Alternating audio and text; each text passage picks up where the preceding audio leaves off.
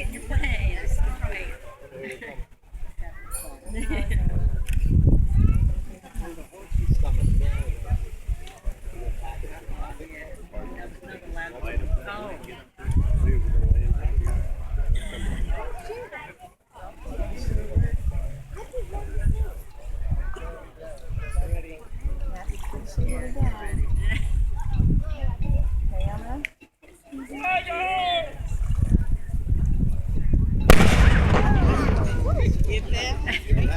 right.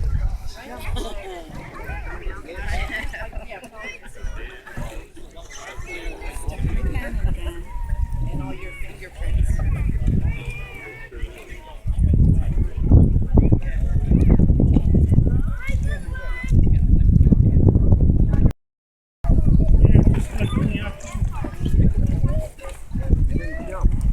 No, because I'm used to it.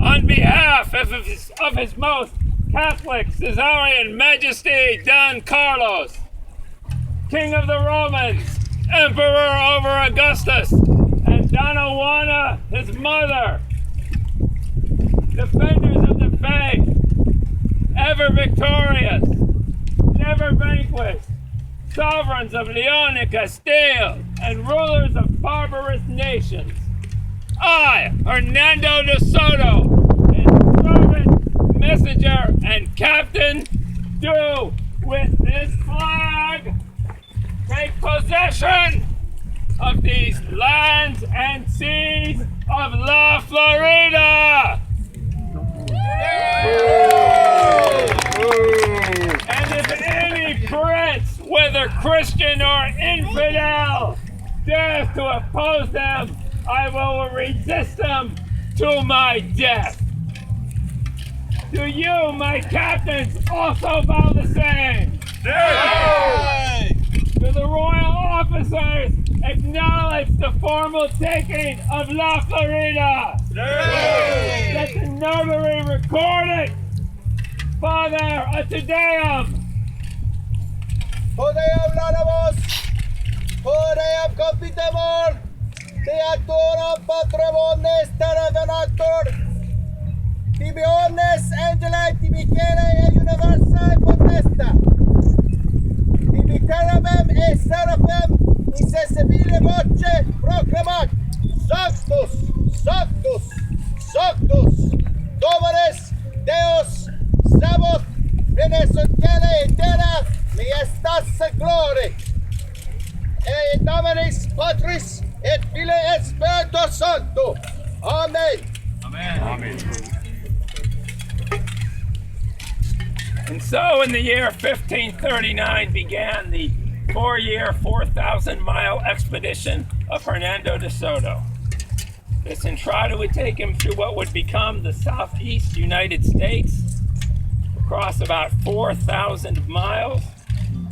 It's an expedition of about 600 men, 220 horses. Of this, only about 300 men, and none of the horses would survive. We know about this expedition from 4 separate chronicles that were written about it. And in 1939, this area was donated, and in 1948 became a national park to commemorate this historic episode of early United States history. A lot of folks ask us nowadays why, like in the old days, do we no longer have Native American representatives at this landing? It's mostly for the fact that A, it's respect, because one big reason is we don't have Native American reenactors to portray them. Second, actually during the historical landing, the Native Americans were present, but they were present just back there, out of sight. Not out of fear, but out of opportunity. The Native Americans of Florida had encountered the Spanish at least twice before with Ponce de Leon and Panfilio Narvaez. They had also started to endure Spanish slave raids, unauthorized slave raids coming up through the Caribbean. So they knew that when they spotted and sighted Spanish ships, the first step would be to abandon their villages, hide the women, children, and elderly, and then the male warriors would be hiding, waiting in those woods for targets of opportunity. Desoto and his men would have to endure almost constant threat the first year of their expedition going through the state of Florida. Once they got into Georgia, they would encounter native people that were more compliant, had not experienced or witnessed Spanish incursion before, and would work with them peacefully. But the natives of Florida would fight them tooth and nail every step of the way. Of course, DeSoto's expedition would prove frivolous and folly for the fact that he would die on this expedition himself and be buried in the Mississippi River.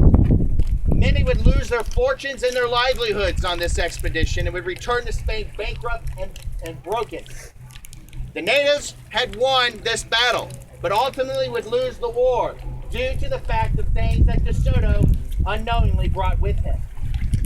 In 1539, there was an estimated population of 15 to 20 million native people living in the United States.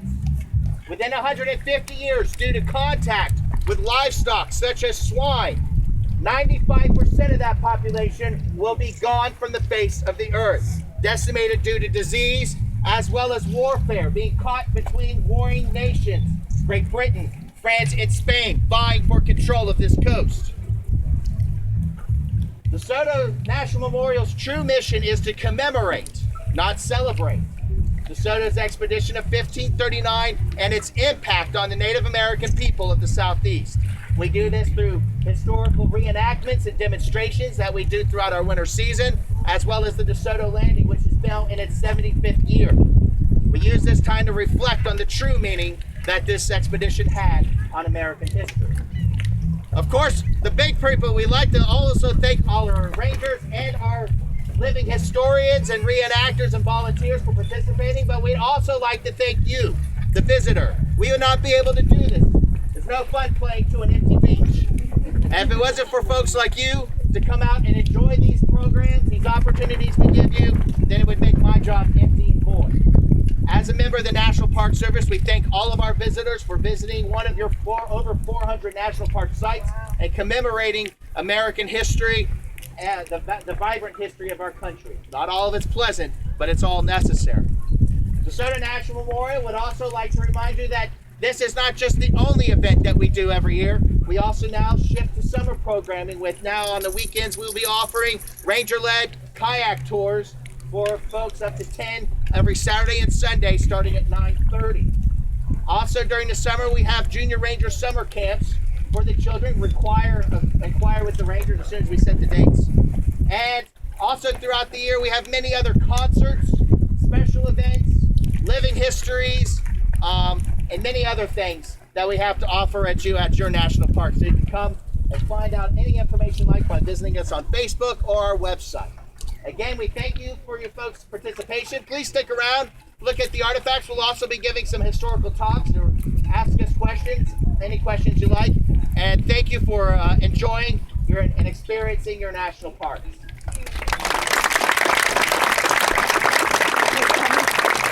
Now, where is the gold? Yes. Smile. No one smile.